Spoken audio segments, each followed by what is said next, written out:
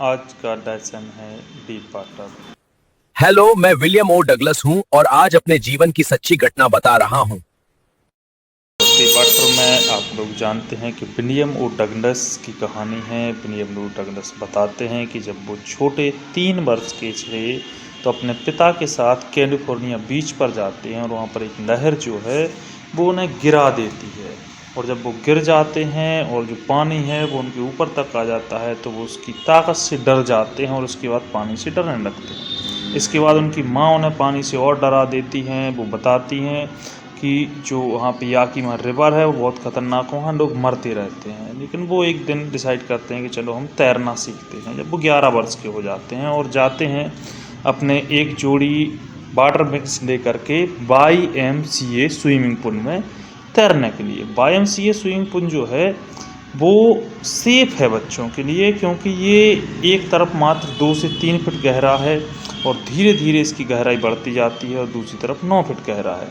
शुरुआत में तो उन्हें थोड़ा सा हिचकिचाहट लगती है, एक बिना छोटे अपने टांगों के साथ उसमें पानी में जाने में इन्हें थोड़ी हिचकिचाहट होती है, लेकिन बाद में ये नॉर्मल हो जाते हैं और तैरना सीख ही रहे थे तभी इनके साथ एक दुर्घटना है। वह अकेला पुल पर पहुंच जाता है। जब वहाँ कोई नहीं होता है तो डर के मारे वहीं बैठ जाता है। एक मोटा ताजा सा लड़का इनके पास आता है और इनसे कहता है कि तुम डूबना पसंद करोगे, और उठा के इन्हें पानी में फेंक देता है। पानी में ये बैठी हुई पोजीशन में ही नीचे अब डूबते हुए चले जा रहे थे।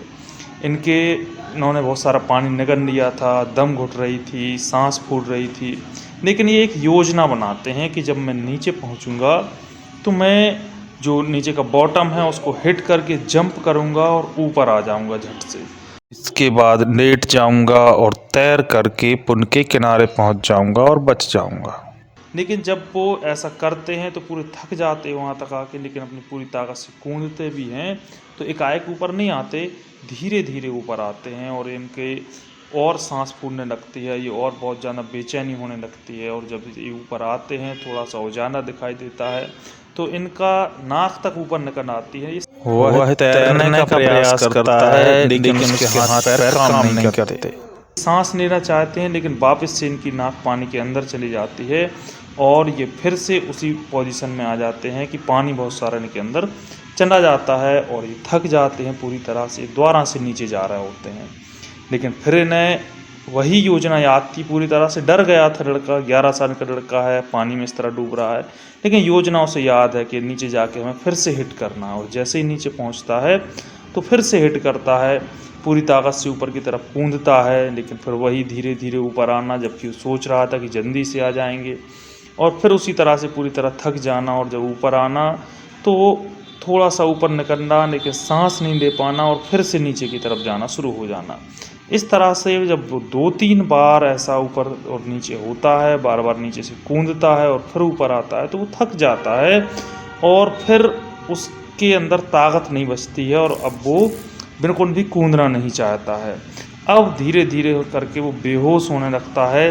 अब उसे कोई आवश्यकता नहीं थी, अब एक जो कालापन है वो उसके दिमाग के ऊपर छा जाता है, उसका सारा डर खत्म हो जाता है और ये लड़का बेहोश हो जाता है। बेहोश होकर के अब इसे सीधा ध्यान ये आता है कि किसी ने मुझे बचा लिया है और निकाल करके और पुल के किनारे डाल दिया है। मैं पेट के बल लेटा हूँ और उल्टियाँ कर रहा हूँ पानी की। तभी वो जो लड़का जिसने इसे फेंका था वो कहता है कि मैं तो मजाक कर रहा था। तो कोई व्यक्ति उससे कहता है कि लड़का मर जाता और अब चलो हम इसे लॉकर रूम में ले चलते हैं।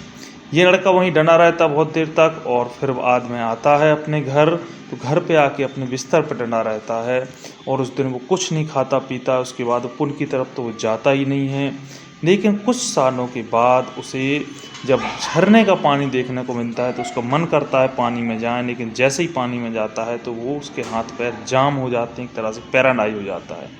इसके बाद वो कई वाटर बॉडीज में जाता है, कहीं नाव चलते हुए दिखता है तो उसको लगता है नाव चलाएं, या मछली कोई पकड़ रहा है तो उसे लगता है हम भी मछली पकड़ें, नाव में बैठ के मछली पकड़ें। लेकिन वो ये सब काम करने के बारे में जैसे सोचता है या करता है तो वही पुराना डर उसे पानी में सीज कर देता है।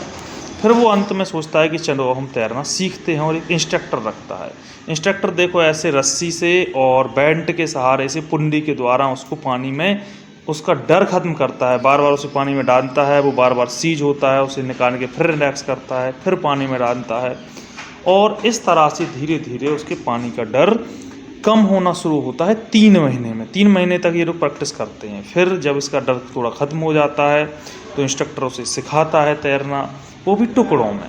पहले वो उसको पाँव चलाना सिखाता है, फिर हाथ चलाना सिखाता है और फिर धीरे धीरे करके उसे पानी के अंदर डूबना भी सिखाएगा, हाथ पैर चलाना सिखाएगा। ऐसे टुकड़े टुकड़ों में वो कुछ बता देता है और ये बहुत सारे प्रैक्टिस करता है। ये उसको पानी के अंदर डूबना सिखाता है, वहाँ जाके सांस छोड़ना सिखाता है और फिर बाहर निकल के सांस लेना सिखाता है। इस तरह से जब सारी चीज़ें परफेक्ट हो जाती हैं, वो सबको मिला के उसे एक तैराक बना देता है और इस तरह से अब ये पूरे पुल की लेंथ तैरने लगता है, डूबने लगता है और जैसा चाहे वैसा तैरने लगता है। तो इंस्ट्रक्टर कहता है कि अब मैंने फिनिश कर दिया, लेकिन ये फिनिश नहीं करता है, 3 महीने तक और प्रैक्टिस करता है उसी पुल में और बार बार उस पुल को पार करता है। इसके बाद वो जहाँ जहाँ डरा था पानी में, उन सब जगह पर जा कर के प्रैक्टिस करता है और अंत में गिंडबर्ट जो पीक है, वहाँ की झील, जो बर्म झील है, वहाँ पर जा कर के तैरता है और कहता है मैंने डर पर जीत पा ली। और जो गिंडबर्ट पीक है वो उसकी इस बात को दोहराती है कि मैंने डर पर जीत पा ली। फिर वो बताते हैं कि ये जो अनुभव है मेरा, डरना और डर पर जीत पाना, इसका मेरे लिए बहुत गहरा अर्थ है। जैसा कि रूजर बैंट इस बात को जानते थे और उन्होंने कहा था कि हम लोग जिस चीज़ से डरते हैं वो खुद डर है। All we have to fear is fear itself. वो कहते हैं मैंने अनुभव किया है, मैंने मौत का भी अनुभव किया और मौत से होने वाले डर का भी अनुभव किया है। वो कहते हैं हमें डर तब लगता है जब हम कुछ भी करके ज़िंदा रहना चाहते हैं, लेकिन मौत में तो शांति है। और ये जो एक्सपीरियंस मेरे बचपन का था वो मुझे जीवन भर एक गहरा अर्थ